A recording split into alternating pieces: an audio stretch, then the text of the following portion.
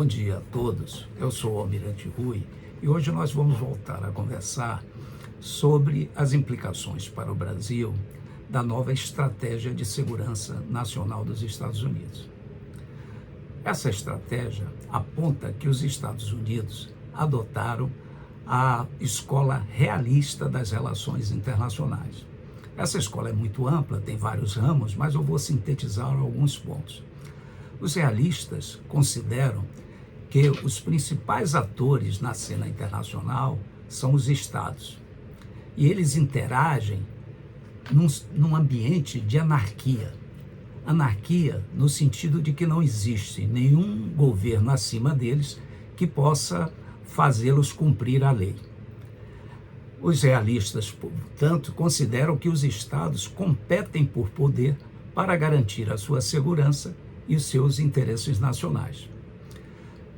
E eles estudam principalmente, os realistas estudam principalmente as grandes potências, porque são elas que possuem mais poder e são elas que acabam moldando a política internacional.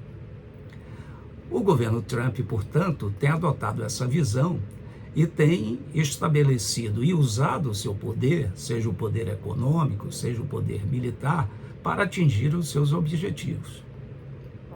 Esses objetivos, por exemplo, em relação ao hemisfério ocidental, que é aqui as Américas, já foram ditos nos documentos dos Estados Unidos. Ou seja, os Estados Unidos querem que os países da região e vejam como principais parceiros os Estados Unidos e não a China.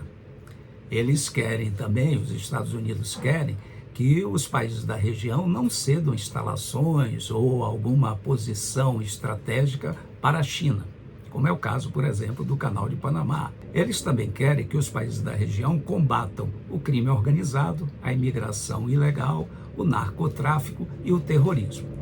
E, se eles não cumprirem, existem algumas ameaças implícitas e explícitas que estão nos documentos e nas declarações. Sendo assim, o Brasil precisa se preparar para possíveis crises com os Estados Unidos. Como poderíamos contribuir para essa preparação? Nós vimos como os Estados Unidos agiram contra a Venezuela e contra o Irã. E agora continua essa história do Irã, continua aí novamente. Então, para o Brasil, é importante estudar essas duas crises que aconteceram com a Venezuela e com o Irã. Isso permitirá tirar lições e ajudar na preparação do Brasil. Uma coisa que salta aos olhos é que o Brasil precisa ter um gabinete de crise bem estruturado que possa estudar cenários, verificar as possibilidades de crises e fazer jogos para preparar planos na eventualidade de uma crise acontecer. Os Estados Unidos, na parte militar, têm usado a diplomacia coercitiva. Os Estados Unidos não querem guerras. Eles já dizem isso claramente nos seus documentos. Por quê? Por causa da história do Iraque e do Afeganistão, que não deram bons resultados para os Estados Unidos. E o que é a diplomacia coercitiva? É a ameaça ou o uso da força limitada, o uso limitado da força para atingir objetivos políticos. E objetivos políticos aqui eu estou considerando como sendo qualquer um deles. Pode ser defensivo ou ofensivo, atingir os objetivos políticos. Então, a segunda parte, nessa parte militar, essa diplomacia coercitiva, ela tem como fator importante o tempo. Diferente de uma guerra, onde é possível, o tempo é maior e é possível corrigir erros, na diplomacia coercitiva, a intervenção militar, ela é muito rápida. No caso da Venezuela, foi questões de horas ou minutos. No caso do Iraque, do Irã, foram questão de dias. Então, é preciso que o país esteja preparado para não cometer os mesmos erros que foram cometidos pela Venezuela. E 3 setores precisam estar trabalhando conjuntamente.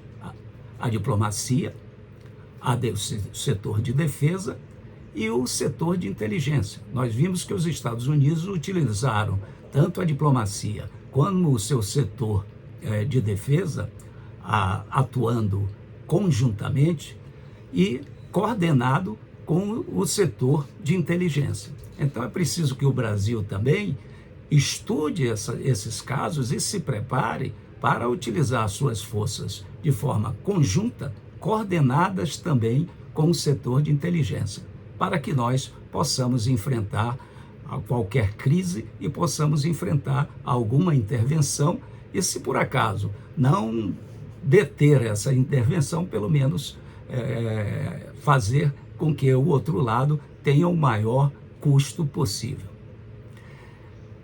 Isso nos leva, então, para ver que a diplomacia coercitiva tem usado muito o mar. E aí abre outra questão. Como é que a diplomacia coercitiva pode ser vista em relação ao mar e às forças navais? Isso nos leva ao Atlântico Sul, mas aí é tema para uma nova conversa. Até lá!